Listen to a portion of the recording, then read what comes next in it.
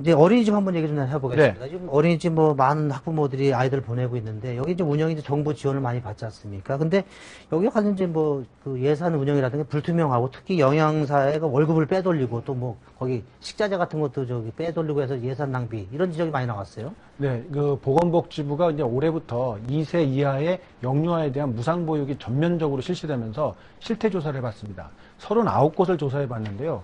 9곳을 뺀 30곳에서 모든 문제점이 발견이 됐다고 합니다. 그래서 대표적으로 지금 말씀하신 것처럼 그 영양사의 월급을 원장이 빼돌린 사례도 나왔고요. 네. 대구 경북 지역에서는 그 자신의 차량에 100만 원어치의 기름을 넣고 어린이집 차량에 기름을 넣은 것으로 장부를 조작한 원장도 적발이 됐고요.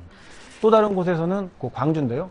그 고기를 10만 원어치 산 다음에 어린이들에게 줄 것처럼 장부에는 기록을 해놨지만 정작 자기 집에 들고 가서 가족들과 함께 먹다가 적발이 된 경우까지 나왔습니다. 그 적발된 경우가 너무 많잖아요, 지금. 네. 39군데 중에 거의 대부분이 그렇게 됐는데, 이거를 관리 감독을 결국은 해야 된다는 얘기인데, 그러면 이게 사실 쉽지 않은 문제일 것 같아요. 이 많은 어린이집을 뭐 공무원 몇 명 안 되는데 이걸 다 가서 제대로 하고 있나. 그 방법, 대책이랄까 이런 건 없나요? 예, 일단 근본적으로 이런 네. 문제가 발생한 것은 정부가 올해부터 급하게 무상보육을 전면적으로 실시한 데 있다고 생각이 됩니다. 네. 그래서 지금 지방자치단체마다 예산 문제가 발생할 정도로 이 관리 감독이 안 되고 있는데요. 이 와중에 잘 되고 있나라고 한번 점검을 표본으로 39곳만 해봤는데 이렇게 30곳에서 문제가 발생할 정도로 이 사태가 좀 심각합니다. 그래서 이 관리 체계를 좀 만들어야 된다는 목소리가 높습니다. 야, 그러면 이렇게 돈을 이렇게 빼내면 결국 이제 아이들한테 가야 될 그 돈이 결국 네. 이제 딴 데 새는 거 아닙니까? 그러면 그렇죠. 아이들이 급식하거나 이런 거 좀 부채질 밖에 없잖아요. 당연히 이제 이런 문제가 제기될 수밖에 없는데요. 무상보육이라고 해서 마냥 좋은 게 아니라는 이제 실태를 지금 여실히 보여주는 사례라고 생각을 합니다. 정부에서는 이제 지금 이제 한다고 하는 얘기가 형사고발을 하겠다. 뭐 인터넷에 어떤 문제점이 있는 학원들이 네. 명단을 공개를 하겠다라는 이야기를 하고 있는데 이런 정도의 대책 가지고는 학부모들이 안심하고 어린이들을 어린이집에 보낼 수 있는지 좀 걱정이 되는 게 현실입니다. 예, 아무튼 뭐 이게 다른 건 다 몰라도 그 어린이들한테 가야 될 돈을 빼서 이렇게 비리를 저질러는 거다. 그러니까 학부모들이 들으시면 얼마나 좀 화가 나겠습니까? 아무튼 이런 분이 바로 잡혀가지고 어린이집 저기 보육이라든가 제대로 자리가 잡혔으면 좋겠습니다.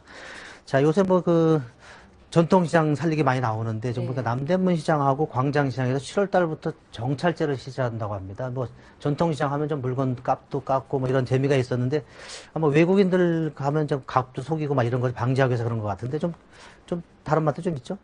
그러게요. 아니, 뭐, 솔직히 재래시장이라든지 이런 시장 가면은 또 애누리도 있고, 흥정도 하고, 이런 맛에도 가는데, 근데 또 그런 것도 있어요. 정찰제를 안 하면, 아, 내가 더 깎을 수 있는데, 이거 못 깎고 산 것 같아. 손해를 본 것 같다. 이런 것도 있어서 정찰제의 장점도 있긴 있죠. 네, 사실은. 정찰제가 좋긴 네. 한데 그러다가 이 덤도 없어지는 거 아닌지 네. 좀 아쉬운 생각이 듭니다. 예, 하여튼 뭐 그런 것도 뭐 전통시장 가면 그런 맛도 있는데 아무튼 뭐 이게 그 가격 정찰제를 하더라도 이제 그 가격을 이제 가격도 높게 매겨가지고 결국 깎아줄 거 깎는 거 아니냐라는 얘기도 나올 수 있는데 아무튼 뭐 이번 계기를 통해서 공정한 가격 정찰제가 좀 정착이 되고 이 기회를 통해서 또 외국인들도 많이 와서 또 쇼핑 많이 해서 우리 웨어도 많이 벌어들이는 계기가 됐으면 좋겠습니다. 저희는 내일 이 시간에 다시 찾아뵙겠습니다. 감사합니다.